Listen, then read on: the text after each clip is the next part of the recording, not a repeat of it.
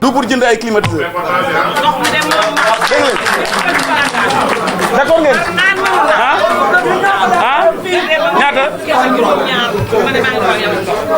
63 millions jërëjëf foofu lay dugg seen xaalis bi foofu la dugg te gëm naa ni foofu la gën a yeeyoo beneen bi moo ni la ville de Louga 10 kilomètres lañ ko branché ci conducteur ci conduite d'eau 10 lañ ko may Fandène ñu may ko 8 kilomètres wax leen bon am na li ñu may quand même moo tax bu ma déggee ñuy wax ni il faut encore ñu dem wax nit ñi lan la ñu def commune Fandène man damay am découragement sérieusement bu fekkente ni il faut que ma bindal leen li ñu def ci commune Fandène man vraiment là je suis un peu découragé quand même donc pour wax leen ni li ñu war a comprendre mooy ni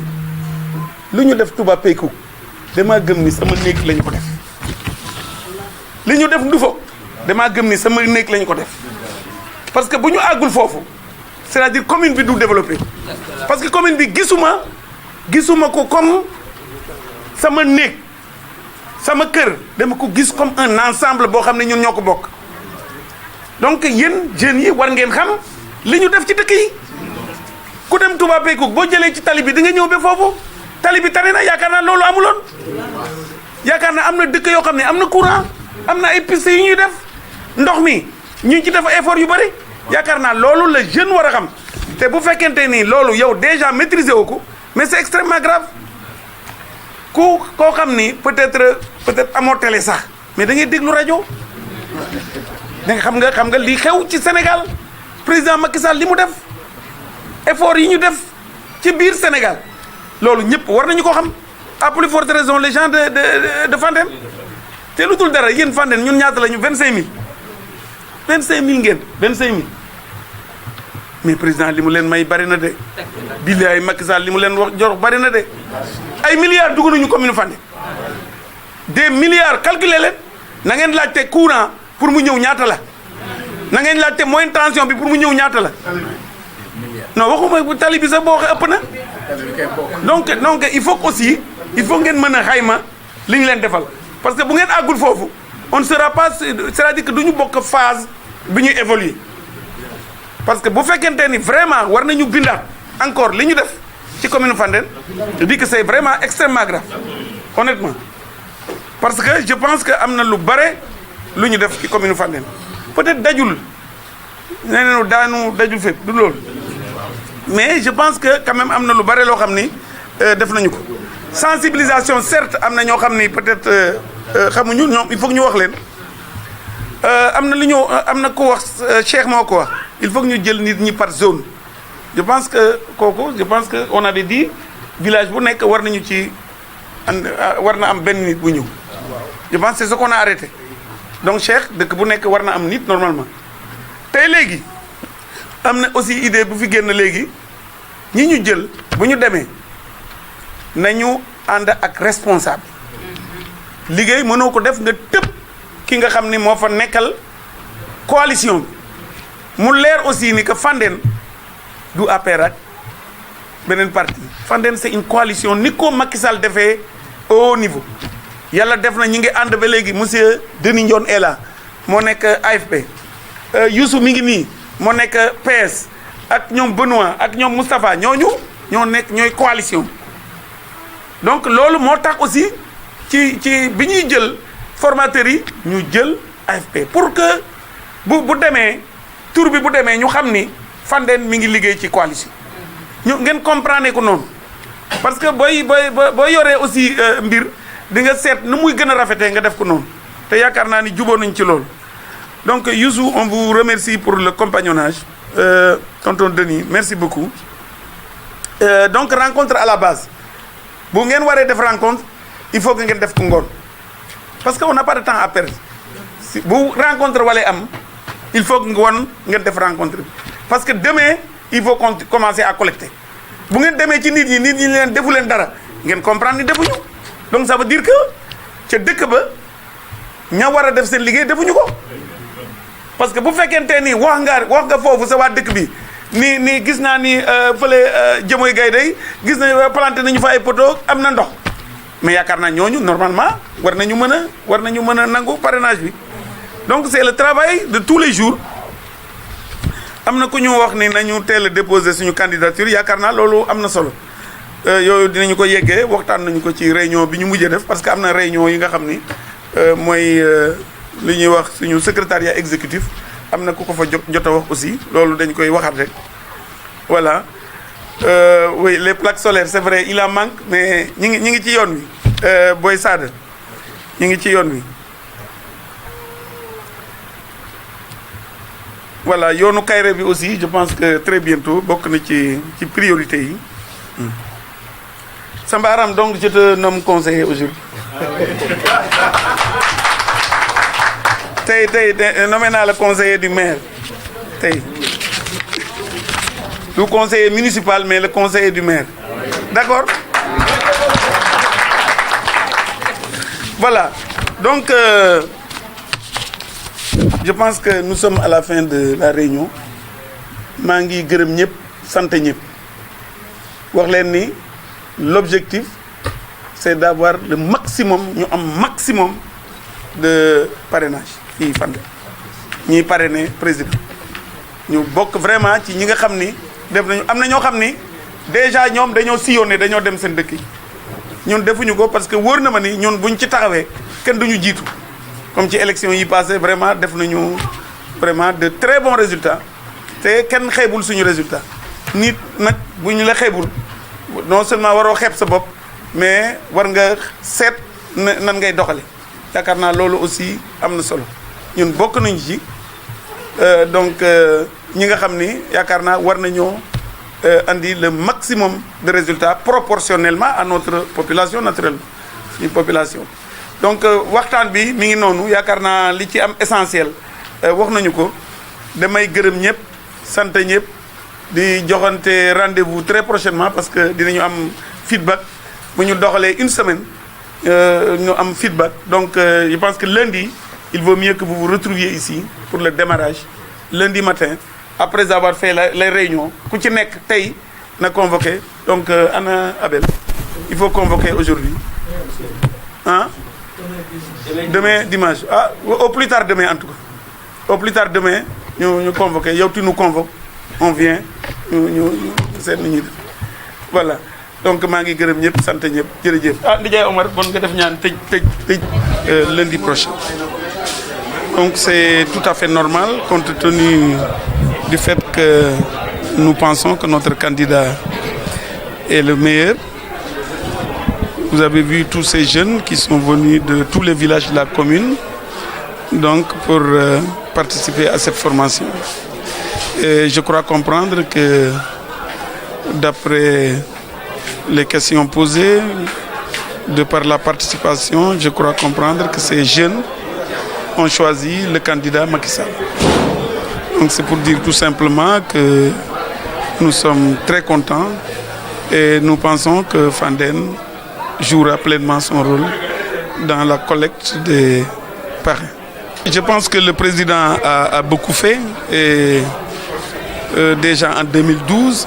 je disais à ceux-là qui savaient écrire qu'ils peuvent s'y mettre parce qu'ils auront beaucoup à écrire parce qu'il y aura énormément de réalisations. Parce que je savais que le président de la République qui veut faire du Sénégal un pays émergent ne laissera pas Fandène en rade. C'est la raison pour laquelle j'étais presque sûr que beaucoup de choses se feraient. Et je puis vous dire que sans en appeler à l'attention de monsieur le président de la République, des choses ont été faites sans que Fandène ait demandé parce que tout simplement le président savait nos préoccupations avant que nous soyons aujourd'hui au pouvoir. C'est la raison pour laquelle vous avez vu que ce soit au point de vue de l'adduction d'eau, donc ce qu'on appelle les bourses familiales, ce qu'on peut appeler aussi les pistes, cette route bitumée. En ce qui concerne aussi l'électrification, je pense que beaucoup de choses ont été faites et qu'aujourd'hui nous sommes globalement satisfaits de ce que le président a fait et nous sommes sûrs que les prévisions futures sont exaltantes et que non seulement Fandène, le département de Thiès et je dirais tout le Sénégal a compris aujourd'hui que nous avons le président de l'heure, c'est le président de son époque, né après les indépendances, qui a pris à bras le corps le développement de son pays. Et je crois comprendre que nous sommes sur la bonne voie. On ne pourra pas énumérer tout ce que le président a fait pour ce pays. Je pense que dans tous les domaines, le président a fait faire au Sénégal un bond qualitatif. Oui, notre objectif, c'est de faire le maximum. C'est ça l'objectif. Maintenant, on verra. Nous n'avons pas l'habitude de dire que nous allons à tel point. Mais nous savons que nous ferons le maximum. Nous préférons laisser la surprise, comme je vous le disais lors des élections, n'est-ce pas? Les acteurs, c'est de faire exactement donc, le travail qui sera le leur, c'est-à-dire aller vers les populations. Nous leur avons dit justement que s'ils sont d'accord, eux déjà, que le président a beaucoup fait pour Fandène, ça doit être très facile. Donc ils devront maîtriser exactement comment il faut remplir donc, les fiches. Je pense que c'est nom, prénom, numéro de carte d'électeur, numéro de carte d'identité de la CEDEAO. Je pense qu'ils l'ont compris. Ils devront aussi signer et puis donc mentionner aussi la circonscription dans laquelle donc, habitent ces personnes-là. Je pense qu'ils l'auront compris et ils vont faire naturellement un travail de sensibilisation. Mais je crois comprendre que ce travail a déjà été fait parce que comme on dit en Wolof, je pense que c'est visible ce qui a été fait donc, dans la commune de Fandène et je crois comprendre aujourd'hui qu'on n'aura pas de difficultés en tout cas si les gens font le travail comme il faut. waaw jërëjëf di gërëm ñëpp di sant ñëpp ñi ma àndal ci liggéey bi di ci préciser ni fii Fandène dañoo liggéey ci Benno Bokk Yaakaar donc ni ko président bëggee ak ni mu ko defee ci au niveau national noonu lañ ko defee ci fii ci biir Fandène donc ñu ngi liggéey ci Benno Bokk Yaakaar ñoo ñëw tey pour donc préparer li nga xam ni altine la war a commencer sur tout le territoire national muy mbirum parrainage yaakaar naa parrainage bi ñëpp xam nañu donc li ko waral mooy que fexe ba en tout cas candidats yi ñi nga xam ne dañoo bëgg a nekk candidat en tout cas am un certain nombre de voix 0,8% à 1% pour tous les candidats mais ñun nag suñu candidat mooy président mooy donc Macky Sall aujourd'hui actuel président de la République donc dañoo gëm ni pour ñun mooy candidat bi gën ci candidat yi candidat parce que candidat da ngay am bilan ki nga xam ne amul bilan xam nga wax rek am na ñoo xam ne nag dinañu wax yu neex ak wax yu rafet mais xam nañu ni peut-être amuñu xarañ gi ak xam-xam bi kii nag dañ ko gis à l'œuvre li mu def yaakaar naa kon ni ko olof yi waxee weddi gis bokku ci yaakaar naa li ñu gis fii en tout cas dal na xel te am nañu yaakaar ni ñi war a def liggéey bi jeunes yi nga xam ne ñëw nañu fi tey bari l'ORCAR plus d'une centaine de jeunes yaakaar naa loolu aussi dal na xel donc am nañ ci yaakaar bu baax a baax. li mu def bari na moo tax ma delloo leen kàddu bi ma ne leen yéen a ko waxal seen bopp donc war ngeen mën a dem ci nit ñi pour que ñu nangu donc parrainer suñu candidat yaakaar naa loolu aussi leer na li président def fii yaakaar naa mënuñu ko wax yépp sax ci en une journée parce que il a fait énormément li mu def vraiment mën nañu wax ni bari na ci secteur boo jël nag moo xam ci bu dee Fandène moo xam ci yoon yi moo xam ci ndox mi moo xam ci électricité bi moo xam ci allègement liggéeyu jigéen yi moo xam ci lu bare maanaam bourse familiale yi ak lu bare loo xam ni au point de vue santé nous venons d'ouvrir notre premier stade à Fandène un terrain qui va devenir très bientôt un stade am naa yaakaar mën naa ko wax fii fekk fii ak l'année prochaine ce sera un stade inchallah buñ ci yàlla yóbbu en juillet prochain on va inaugurer le stade on a ouvert le terrain mais en juillet prochain inchallah on va ouvrir le stade de Fandène et je crois comprendre qu'il y aura aussi d'autres réalisations nous laissons dañ koy bàyyil donc pour information yi ñu ngi koy bàyyi ba ci kanam pour jox ko joxe. ndaw yi yaakaar naa kayit bi li ñu leen expliqué sànq donc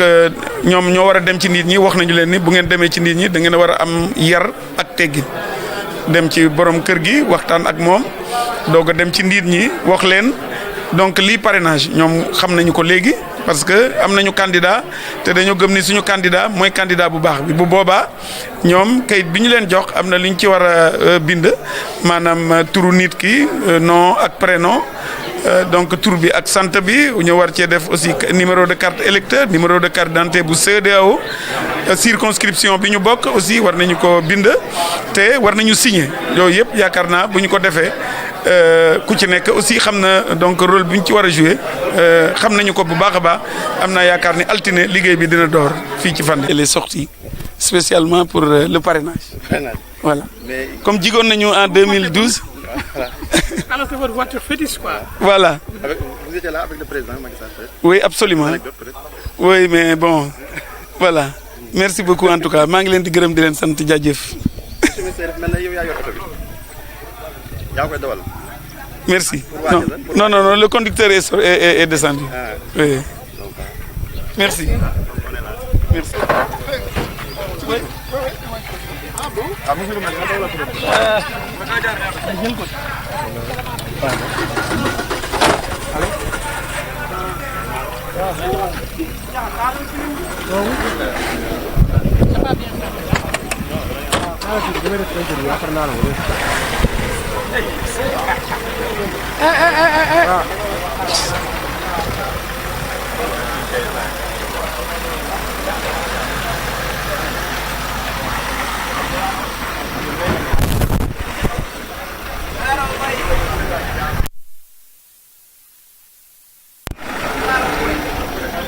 Gracias.